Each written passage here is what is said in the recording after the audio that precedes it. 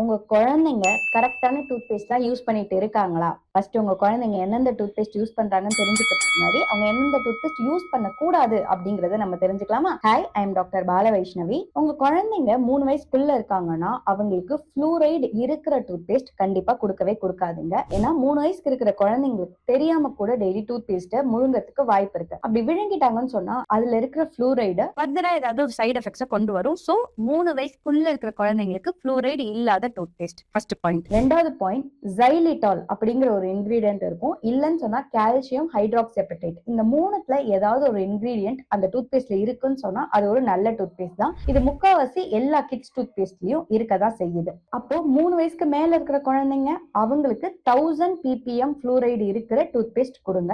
ஏன்னா fluoride cavities வராம தடுக்கும். 3 வயசுக்கு மேல இருக்கிற குழந்தைங்கன்னா உங்க சூப்பர்விஷனோட பல் விளக்கும் போது அவங்க தெரியாம கூட இந்த டூத் பேஸ்ட்டை விழுங்க மாட்டாங்க. சோ உங்களுக்கு பிரச்சனை கிடையாது. இது இல்லாம நான் எப்பவும் சொல்றதுதான், எது சாப்பிட்டாலும் பசங்க வாய் கொப்பளிக்கணும். காலையில பிரஷ் பண்ணனாலும் நைட் உங்க பசங்க கண்டிப்பா பிரஷ் பண்ணணும். கிட்ஸ் என்னென்ன டூத் பேஸ்ட் யூஸ் பண்ணணும்னு தெரிஞ்சுக்கிட்டீங்களா? அது தவிர்த்து உங்க பசங்களோட டென்டல் கேர் சம்பந்தமா எந்த டவுட்டா இருந்தாலும் எங்களுக்கு மெசேஜ் பண்ணுங்க. நாங்க அதை ஃப்ரீயா கிளியர் பண்ணி கொடுப்போம்.